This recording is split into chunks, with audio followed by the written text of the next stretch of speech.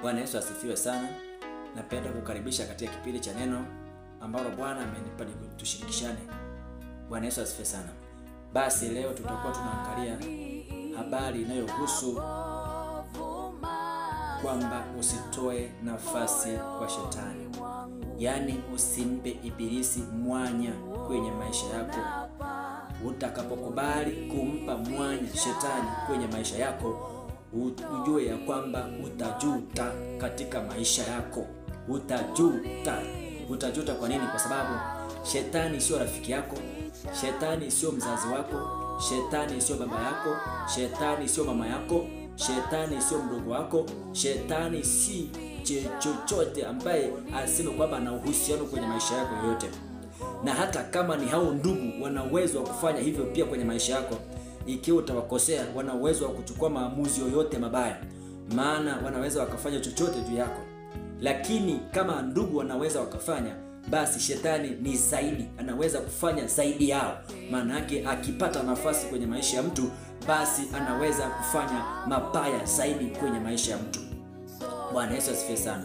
Tukisoma kitabu cha Efeso sura ya 4 na mstari wa 27, maandiko matakatifu yanasema, wala msimpe ibilisi nafasi. Wala msimpe ibilisi nafasi.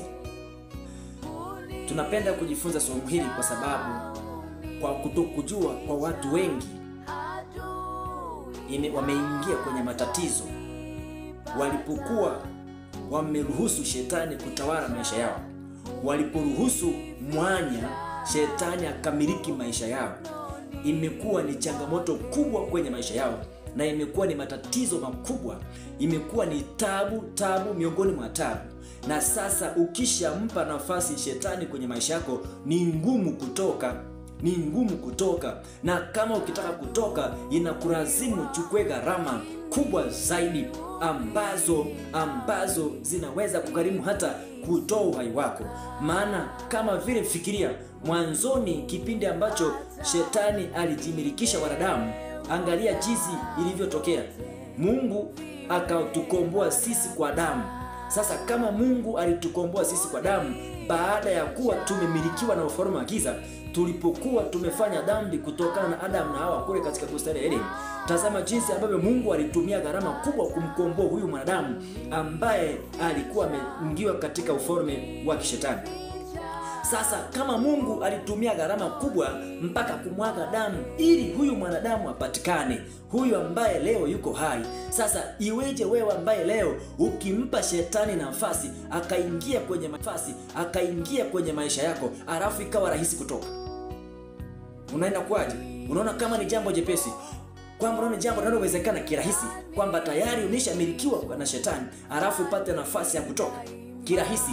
Ni jambo ambalo haliwezekani, ni jambo ambalo ni gumu, linakulazimu uchukue gharama kubwa, gharama nzito, yani hata kiasi kwamba cha kutoa uhai wako ili upate nafsi yako tena, ili upate maisha yako upya. Kwa hiyo manake hata kama Mungu yupo, manake itakulazimu wewe uhakikishe kumtafuta Mungu huyo kwa bidii, kwa gharama nyingi. Iwe ni kwa kufunga, iwe ni kwa kuomba, iwe ni kwa kutoa, iwe ni kwa kufanya nini, yani utachukua kila aina ya mbinu ili kusudi uhakikishe unatoka kwenye ufalme wa giza. Lakini ni gharama ambazo umezitafuta mwenyewe baada ya kumpa shetani nafasi kwenye maisha yako. Bwana Yesu atusaidie sana. Kwa hiyo sasa, ikiwa shetani alimiliki mwanadamu, alafu ikatokea gharama kubwa sana ya kumkomboa mwanadamu huyu, sasa mwanadamu wa kawaida, jiulize, akishamilikiwa na shetani anatokaje kirahisi? Kwa hiyo nataka nikwambie mwanadamu, wewe ambaye tayari umeshampa Mungu nafasi kwenye maisha yako, usikubali kumpa shetani tena nafasi kwenye maisha yako. Maana maandiko yanasema, Yesu akamwambia Petro, shetani msimpe shetani nafasi ili asije akawapepeta kama vile ngano. Maana yake ni kwamba kumbe ukimpa shetani nafasi kwenye maisha yako, utajutia kwa nini umempa shetani nafasi. Badala ya kufurahia maisha, badala ya kupenda maisha, badala ya kufurahia kile ambacho umekifanya, lakini badala yake itakuwa kinyume. Utakuwa ni mtu mtu wa kujutia, utakuwa ni mtu wa kilio, utakuwa ni mtu wa maombolezo, kwa sababu hakuna mtu mmoja yoyote yule aliyeweza kufanikiwa kuishi na shetani akawa na furaha na akawa na amani kwenye maisha yake. Lakini haya yote ni kwa sababu watu wanayafanya pasipo kujua kwamba gharama ambazo watazitumia kipindi ambacho watahitaji kutoka kwenye mikono ya adui. Hawajui kwamba ni gharama gani watatumia, hawajui kwamba watachukua hatua gani ambazo zitawasaidia. Na nataka nikwambia kwamba hata kama utazijua ni hatua gani utazichukua, aidha ni kuomba, aidha ni kutoa, aidha ni kufanya nini, lakini zitakuwa ni gharama, na hilo jambo litachukua muda. Maana kwa sababu shetani anapoingia kwenye maisha ya mwanadamu, anahakikisha amevunja kila kitu amevunja. Kama ulikuwa ni mtu muombaji, anavunja nguvu ya kuomba. Kama ulikuwa ni mtu msomaji wa Biblia, anaondoa ile nguvu ya usomaji. Kama ulikuwa ni mtu wa kuhubiri, anavunja ule uwezo wa kuhubiri. Kama alikuwa ni mtu ambao unapenda kutoa, anaondoa moyo wa utoaji. Kama ulikuwa ni mtu ambao unapenda kutembelea wapendwa, ataondoa hiyo, anaifuta. Yani anahakikisha amevunja misingi yote ambayo ilikuwa inakushikilia wewe unasimama imara na Mungu anakutazama kama mtoto wake. Kwa hiyo akishavunja hivyo vitu, hautakuwa na uwezo tena wa kutoka kirahisi kwenye mikono ya shetani. Maandiko pia anaweza kateka ile wanasema nguvu ya imani, anaikopi nguvu ya imani yako, anakopi uwezo wako, anachukua kila aina ya vile vigezo ambavyo ulivyokuwa navyo mbele za Mungu, anavivunja, anavifuta.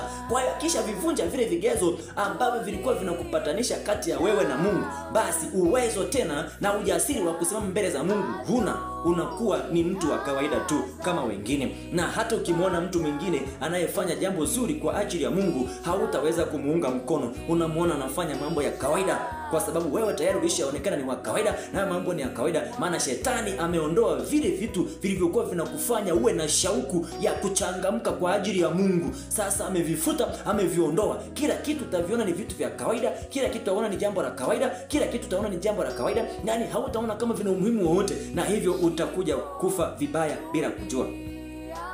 Kwa hiyo hivi vinatokea kwa nini? Kwa sababu umempa shetani nafasi. Kitabu kimoja cha Mathayo sura ya 12, na unaona maandiko yanasema ule mstari kuanzia pale mstari wa 45 pale kushuka chini.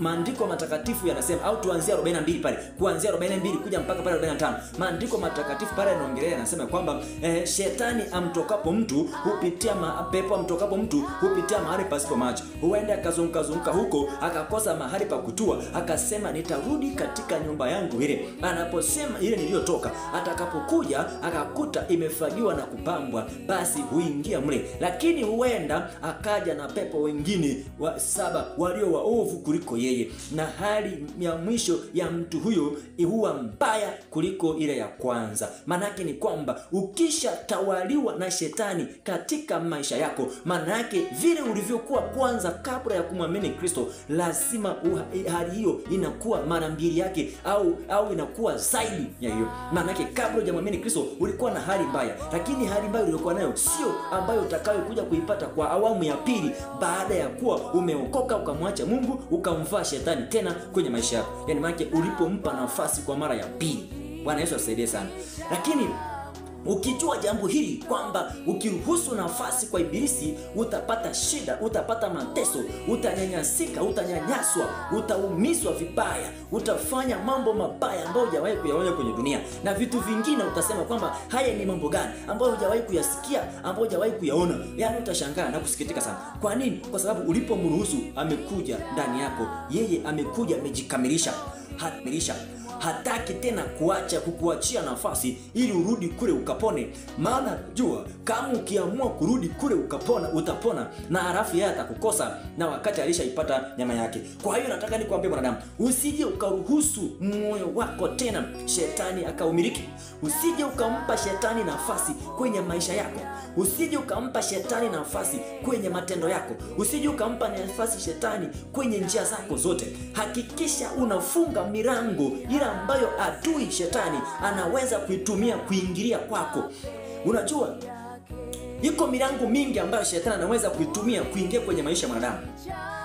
Lakini hiyo milango ikiwa utaifahamu, basi na wewe ukaifunga hiyo milango, basi ni vigumu shetani kuingia kwako, kwa sababu kila mlango atakaojaribu kuingilia kwako unakuta umeufunga. Kwa mfano, iko milango, nikupe milango michache. Mlango wa kwanza ni kinywa. Kinywa hiki kinaweza ikawa ni mlango mkubwa wa kuruhusu shetani arudi kwenye maisha yako kwa mara ya pili. Maana kutokana na maneno utakayoyazungumza, kutokana na jinsi utakavyowajibu watu wanaokuuliza maswali. Lakini maandiko yanasema kitabu cha Efeso sura 4 mstari wa 29 kwamba neno lolote lilo ovu lisitoke vinywani mwenu, bali lilo jema la kumfaa mwenye kuhitaji, ili wape neno wanaolisikia. Unaona? Sasa maneno yanayoweza kutoka kwenye kinywa chako ni maneno ya aina gani? Kama ni maneno ya kupendeza, basi yanasababisha faraja, yanaweza kusababisha wengine wakasalimika na wengine wakapona. Lakini kama yakitoka maneno yenye kuua na kufisha na kuangamiza, hayo yanampa shetani nafasi ya kurudi kwenye maisha yako kwa mara ya pili. Bwana Yesu asifiwe sana. Huo ni mlango wa kwanza. Mlango wa pili ni mawazo yanayotoka ndani ya moyo wako na kwenye akili zako. Unawaza kufanya kitu gani? Unawazia jirani yako mabaya, unawaza kufanya maovu, unawaza kumsaliti ndugu yako, unawaza kuangamiza watu, unawaza kutapeli watu, unawaza kufanya mambo mabaya, unawaza kufanya zinaa, unawaza kufanya vitu ambavyo si mapenzi ya Mungu kwenye maisha yako. Kwenye hayo mawazo unafungua mlango wa shetani kuja kwenye maisha yako kwa mara ya pili, kwa sababu shetani huwa analifanyia kazi ya asilimia kubwa wazo la mwanadamu analoliwaza kwenye akili yake. Unajua analiwaza kwa sababu akiona unawaza jambo baya, yeye kazi yake ni kuligongelea msumari. Akiona unawaza tendo baya, yeye kazi yake ni kulichapa msumari, ili kwamba liongezeke, liwe na nguvu. Analitia nguvu, akishalitia nguvu unalifanya, na ukishalifanya unaingia kwenye makosa, unahesabika kuwa mwenye dhambi. Bwana Yesu asifiwe sana. Huo ni mlango wa pili. Na mlango wa tatu ni macho. Macho haya ni macho, ni mlango mwingine wa tatu ambao unaweza kusababisha mwanadamu akaingia katika maisha ya kuishi na shetani kwa mara ya pili. Yaani maana yake shetani akarudi ndani yake. Maana yake ni hivi, macho haya